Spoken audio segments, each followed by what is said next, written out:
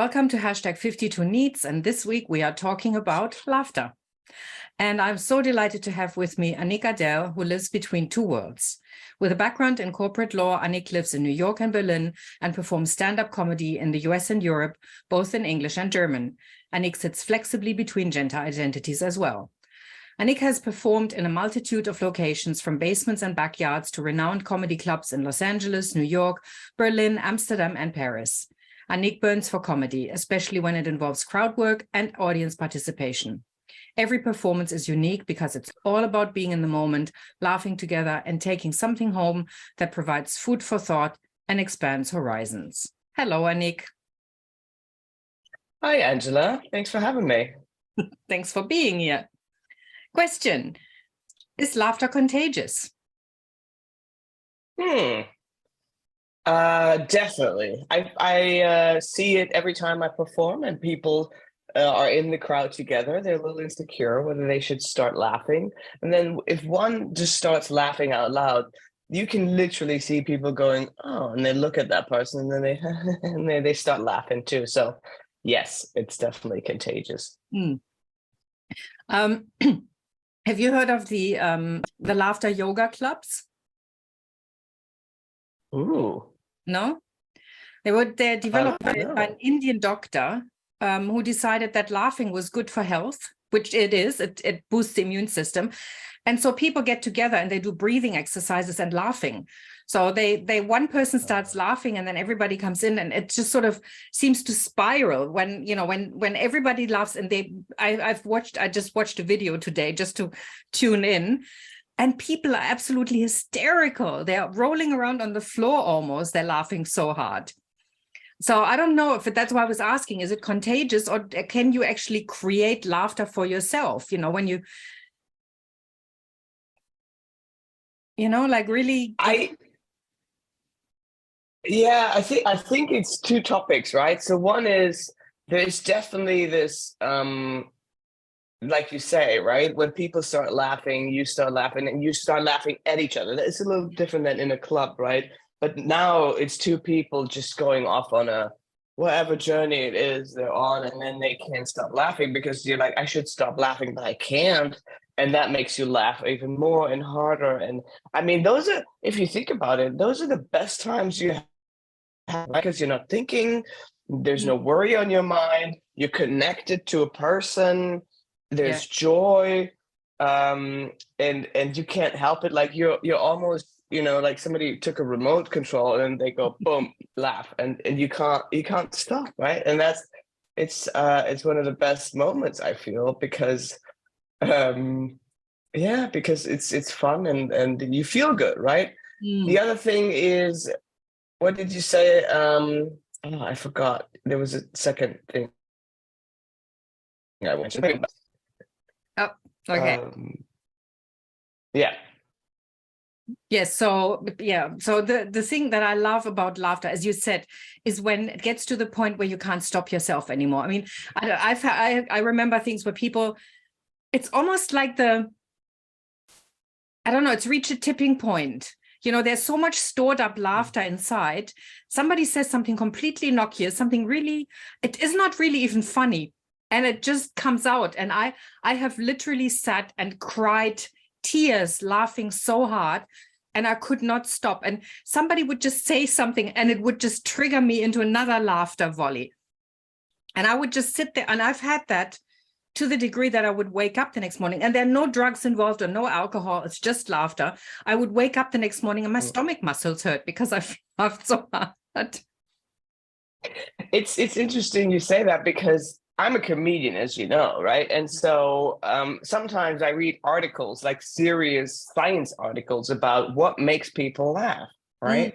And it's still, to this day, it is a complete mystery. I mean, there is a little bit of a, explanation, like there's shock value. We laugh at, oh my God, they said that, right? Or this expectation, and then subverting an expectation, right? And then for some reason that makes people laugh, right? The example being this Mitch Hedberg joke that I always tell, which is, oh, to do drugs, and now you're expecting I'm going to say not anymore, right? And now I'm subverting that expectation by saying, Well, I still do, but I also used to, right? And so that makes us laugh. Like our expectation gone wrong. Why? I don't even know. And this group dynamic, piece that you just talked about, why do we do that? Is it because it's, when someone is yawning, you're yawning? Is that what's happening? I don't know. Yeah. It's so you can read into the science, but really we don't really know. It's like, why do cats purr? I mean, I did a little bit of reading, where does laughing come from? And there was the science says that it's the same mechanism of built up tension that gets released in the same way as you would with a sneeze and an orgasm. I mean, I like the idea of laughter being like an orgasm. I think that's fabulous. Small orgasm. So we're having an orgy every time we come to a comedy show. Yes, I think that's fabulous. That's hilarious. But I remember the point you made earlier. You said, can you make yourself laugh? And I feel like, so to make me a good comedian, I almost have to master that feature, because every time I go on stage, I have to be laughing at my own jokes inside, not necessarily out loud, but if I don't find something funny, my energy is going to fall flat because I'm just performing something, or I'm just telling or reading, text. But if I'm like, oh my God, this thing happened. Ooh, you're going to love this, right? I'm laughing inside. Now you're like, oh shit, there's something good coming. All right, let's see, So that energy translates. So yes, you have to, let me put it this way. If I don't find something funny, I don't think I can convey something as funny. Yeah. So I think, yes, you can make yourself laugh. Yeah, I think it's, I as you know, I love stand-up comedy, and I love it when a comedian is on stage and has that little giggle, that, it's like, it's not the I am laughing for you, but I'm laughing with you, because it's just, and it just draws me in. I think it's really lovely. It's like when children laugh, it's so easy to laugh with children, right? Because they are just so, I don't know, there's such a note of lightness in their laughter.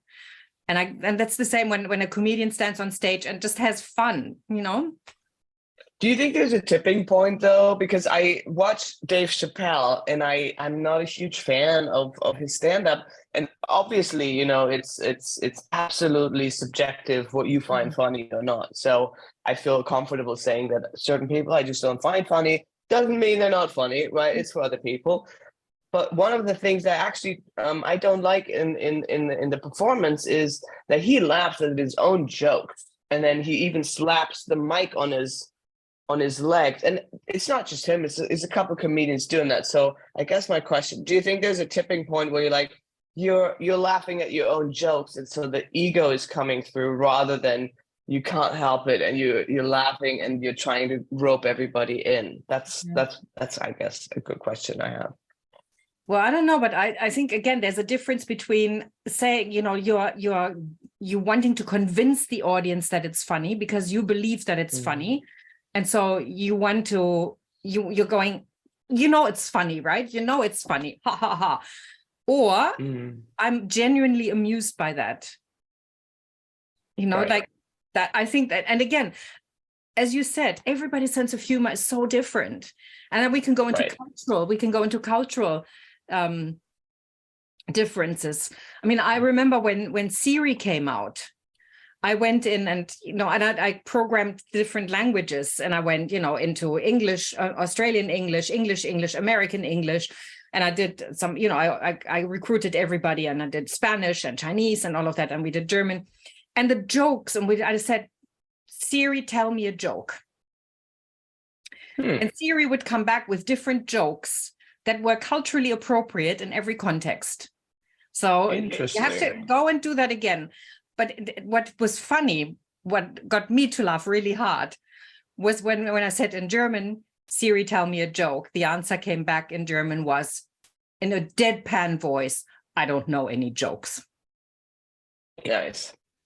Because it's just plays into that stereotype that Germans don't have a sense of humor, when I think we do. It's just very different to slapstick or, that play on words that you can have in English that you can't have in German, because everything is just, can't have spelling bees.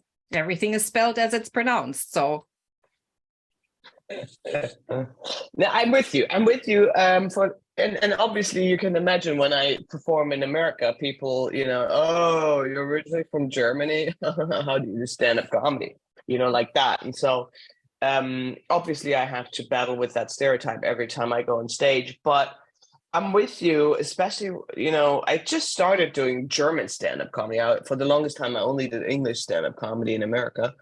And it got me into thinking, what is German humor? And it's, we're very serious as a population in general, and we take things very serious, for sure. And I'm guessing it comes from our history as well, right? Because there's shit had happened, and we have to question everything. We have to be very aware. Wait, is this good? We're judging all the time, but we laugh at ourselves a lot, right? We can. And I tap into that where I'm like, do you ever do this? And people are like, yeah, I do that, and it gets us into laughing at how weird we are, right? And so yes, there's a sense of humor. It's just very different. I'm with you on that. Yeah, it's cultural difference can be so subtle. Something can be seriously funny in one language and it's so not funny in another. And translating jokes just does not work. It just doesn't. I tried it. It just does. And I think, if we talk about American humor, when I started doing comedy there, I felt like the comedians were very jaded, yeah, we don't have health insurance because, America.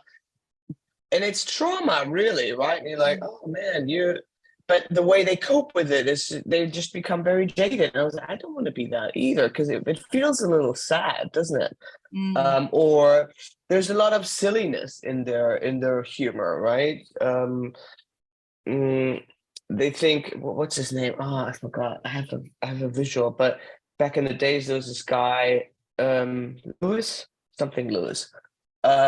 And he would do, just silly stuff. Jerry And Lewis? almost, yes. And you're like, I don't find that funny at all.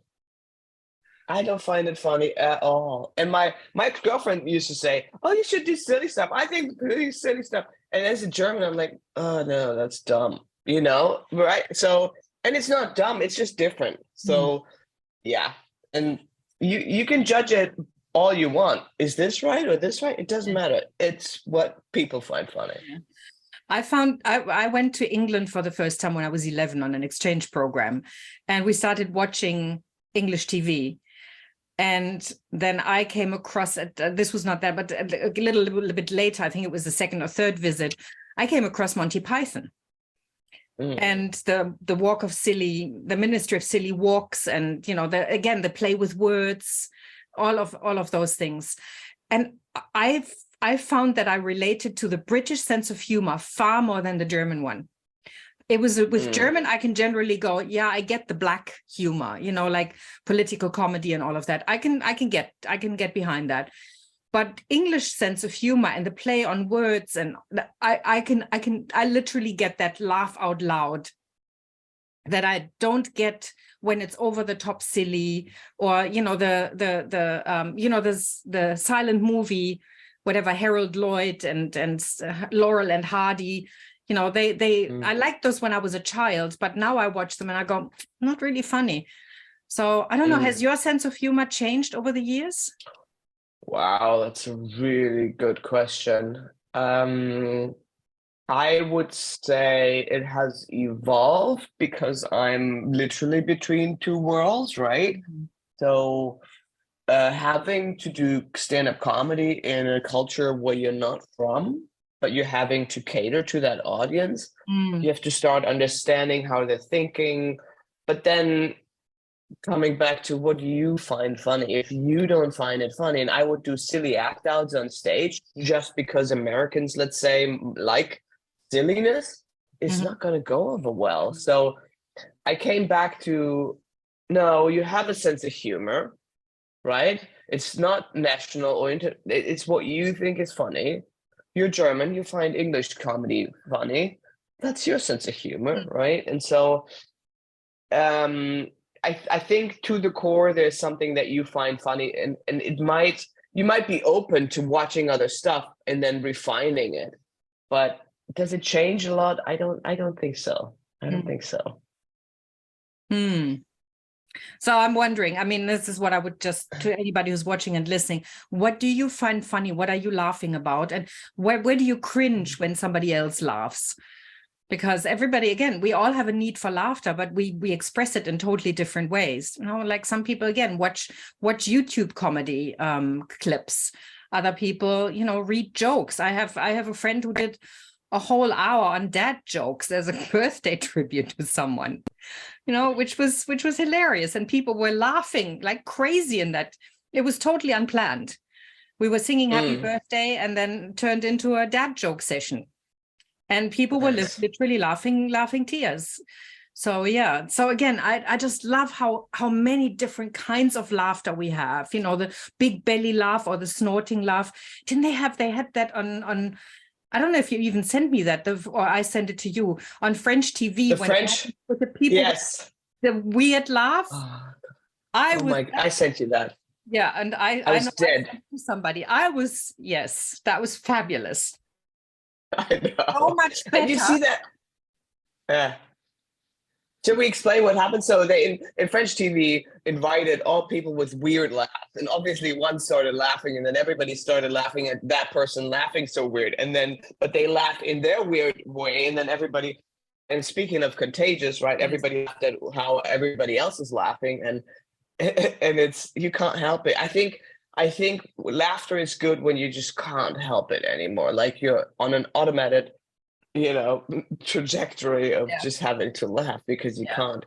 um I'm with you. I think the best laugh to me, and I can, so if you want, I'm a conductor of laughing, right? So I'm standing there, I'm going do do do do do, people laugh, right? And so it's the most amazing feature to me that I can create that and then conduct it too, right? Because it's not just da da da da, people laugh, da da da da, but you have this, right? You can crescendo it, like Yeah. da da da da, boom, da da da, boom, boom, boom, boom, and people are so. And then over time, you modulate over time as well. You start with strong laughter. If you make people laugh for 30 minutes, very hard, they're going to be so tired, right? And so you're going to modulate it. But to me, I think the best laughter is when the ego is gone. Yeah. That's why I relate my work so much to awareness and being present in the moment and being authentic.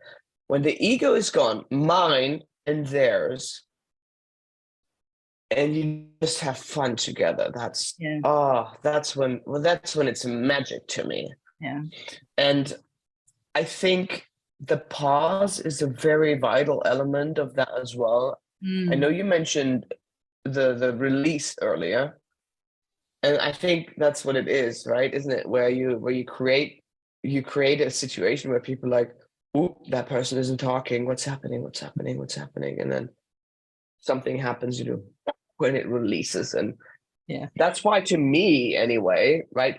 You asked me what I find funny. I think to me, the most funny parts are where things are a little awkward and people don't know what to do.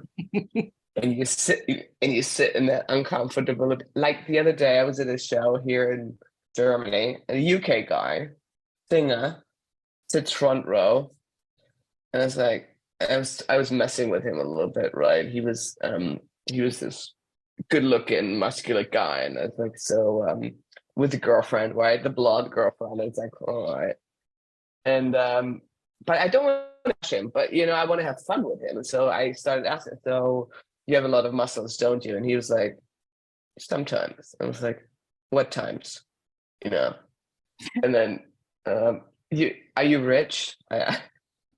He's like, maybe. I'm like, how much money do you have? And people don't want to disclose how much money they have, right? And so just to play with that is hilarious to me. And you're not dissing that person. but you're having fun with the others, you know, noticing, oh, this is weird, but we're going to go there. And I love it.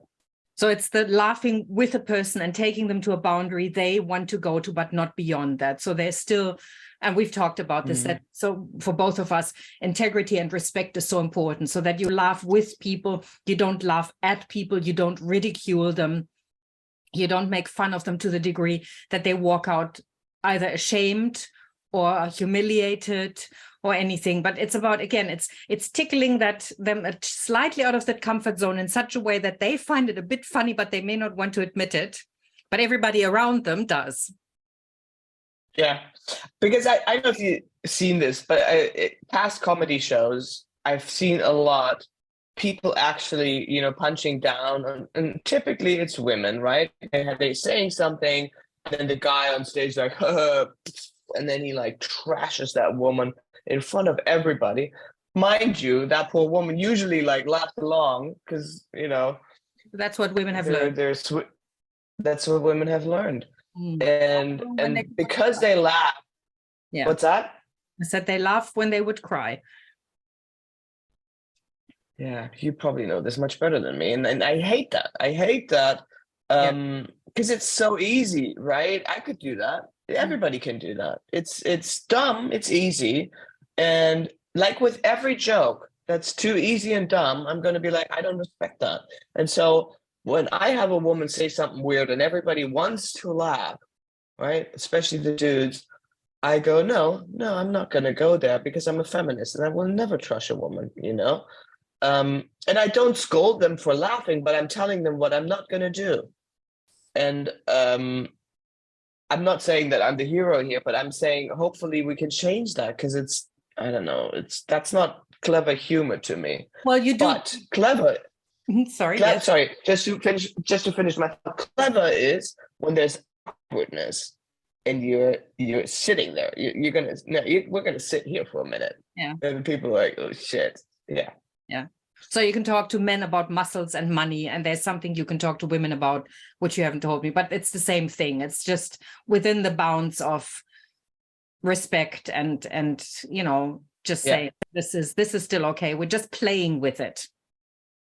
Yes.